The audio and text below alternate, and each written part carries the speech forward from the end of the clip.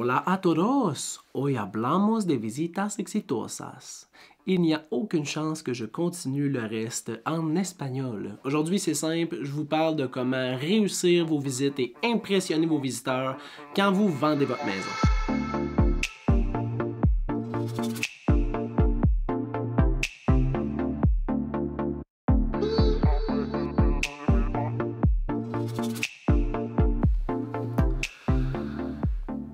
Quand tu as mis ta maison en vente, le photographe est venu puis tu as fait ça top clean et tu as suivi les 5 conseils que je t'ai donnés la semaine passée.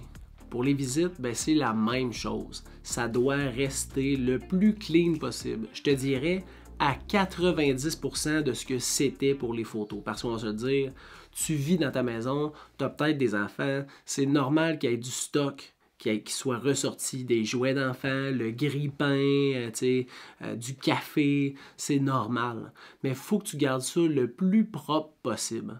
Comme ça, les gens qui vont avoir vu les photos ne seront pas dépaysés quand ils vont venir visiter ta propriété. C'est un gros must. Premier conseil. Le deuxième, garde tes lumières allumées à 100% avant que tes visiteurs arrivent chez vous. L'été, c'est pas si pire. Les visites se passent souvent avant 8 heures le soir, puis il fait encore clair. Mais l'hiver, le printemps, puis l'automne, ça se peut qu'il fasse noir quand les gens viennent visiter chez vous. Puis arriver dans une propriété qui est totalement obscure, c'est pas super. Fait que si tu peux te permettre d'ouvrir toutes les lumières avant de partir, les visiteurs vont arriver, ça va être clair, ça va être beau, ça va faire toute la différence. Au niveau ambiance, essaye de mettre une petite musique lounge. Puis là, tu n'es pas obligé de sortir tes plus beaux vinyles. Fais juste ouvrir Vidéotron Belle sur ton téléviseur, va-t'en dans Stingray Music, puis mets Chill Lounge. C'est une musique qui est relativement assez impersonnelle, qui va donner un petit peu de rythme à ta maison, puis qui va aider à mettre une ambiance durant la visite. Le quatrième conseil que je peux te donner, c'est cuisine pas avant que tes visiteurs arrivent chez vous. Il n'y a rien de pire que quand ça sent le poisson, que ça sent l'Indien, ou pire, que ça sente la cigarette. Fait que garde une odeur qui est super le fun. Le Lila, le Febreze, le Airwick, tu as beaucoup d'outils qui peuvent t'aider pour que ça sente bon chez vous.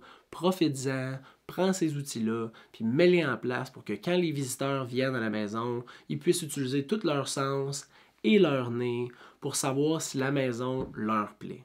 Le cinquième conseil que je peux te donner, ça tu vas pouvoir te le permettre facilement si tu as un courtier qui t'aide dans ta transaction, c'est sois absent de chez toi pendant les visites. Je sais que tu as probablement une foule de choses à dire aux futurs acheteurs, mais il y a un temps pour ça. Tu vas pouvoir leur parler, tu vas pouvoir les rencontrer, mais durant la première visite, sois absent.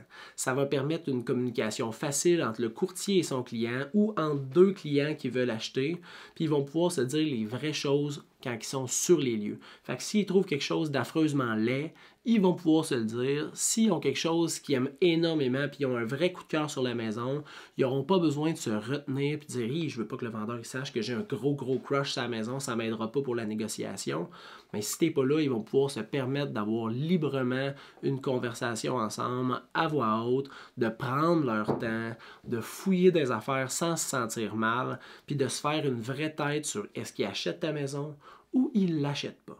Fait que si on fait un petit wrap-up, garde ça propre à 90% de qu'est-ce que c'était durant les photos. Allume toutes les lumières que tu peux avant les visites. Mets une petite musique lounge pour pouvoir mettre une ambiance dans ta maison. Cuisine jamais avant que tes visiteurs arrivent chez vous.